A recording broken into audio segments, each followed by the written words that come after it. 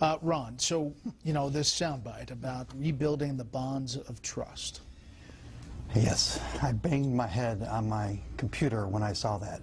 If you're someone like me who actually thinks judicial reform is a very important policy and actually agrees with a lot of what she had to say, this is especially frustrating because you can't lead, you can't get anything done if you can't be trusted. And let's just look at the score here really quickly. She talked about, first of all, she violated ethics laws on both, and rules on both the emails and the foundation. She said that she did the email jiu-jitsu out of a matter of convenience. We know that's not the truth. We know that's not the case. She said that she was sending emails to aides and they were captured under the State Department email address. We know that's not the case. They said that they disclosed all of the foundation donations. And we know that's not the case. Then they said that they couldn't disclose these because of the Canadian law. We know that's not the truth. So whatever you think about her politically, it's very clear that her launch, the launch of this campaign, has been an assault on the public trust.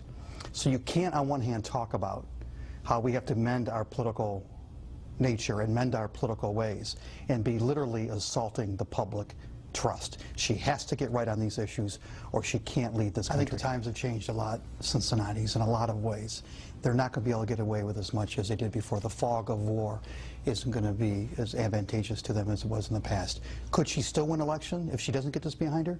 Sure, because somebody's going to have to win the election. The American public, 51% of the public, might find the Republican nominee to be even less acceptable, even more repulsive than the Democratic nominee. So you've won the election, but then what do you have? You're leading a party or a country that is more polarized and has less trust in politics and the leader than you did before you came into office, and you won't be able to get anything done. You can also find some polling that shows that the American public is feeling better about the economy. I think it's going to get better. I think those polls are about as unreliable as and as soft and shallow as the economic forecasts. You're exactly right. People just aren't feeling good about the economy.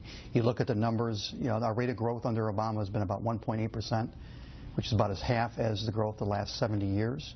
I wouldn't personally put all that on this president or on Democratic policies, but the voters are going to be looking for two things in this next election: change and an economy that will be better for their children than it has been for them. Both of those things politically are going to cut against Democrats. We saw Hillary Clinton come out and say small businesses are taking it on the chin, and the White House had to respond to that.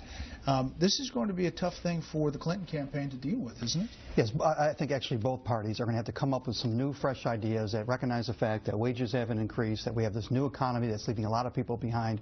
We can't have Republicans talking about growth is the savior, and we can't have Democrats saying raise the minimum wage, and that's going to be the savior of all things. We need to have different prescriptions for a different time.